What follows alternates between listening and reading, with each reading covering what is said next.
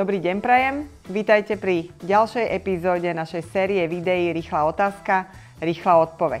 Dnes je mojím hosťom Michal Martinkovič, environmentálny špecialista oddelenia klientov OZV Envipak.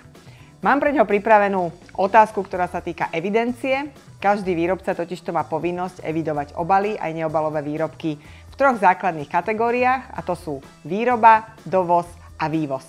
Skús nám prosím ťa povedať bližšie, čo sa pod týmito termínmi skrýva. Výroba pod termínom výroby je teda myslené, ak svoj produkt zabalím, vtedy som výrobca. V prípade, že si nechám baliť svoj produkt, tak takisto som výrobca. Čiže vo výkazníctve naši výkazníci evidujú v kolónke výroba.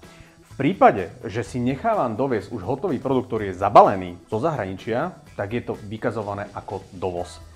A v prípade vývozu vrátim sa úplne na začiatok, je to v podstate zabalím si svoj produkt do obalu, alebo si nechám zabaliť svoj produkt do obalu a vyveziem ho mimo Slovenskej republiky. V tomto prípade je potrebné evidovať túto časť do kolónky vývoz. Vzniká tam však povinnosť, že každý jeden výrobca, ktorý vyvezie svoj produkt, ktorý je už zabalený teda do iného štátu, tak v tomto prípade povinnosti výrobcov si plní v konkrétnom štáte, do ktorého samotný výrobok teda produkt priviezol. Ďakujem pekne. Pokiaľ máte ďalšie otázky a táto odpoveď vám nebola dosť, pokojne sa na nás obráťte a využite náš bezplatný poradenský servis na e-mailovej adrese customer@envipak.sk.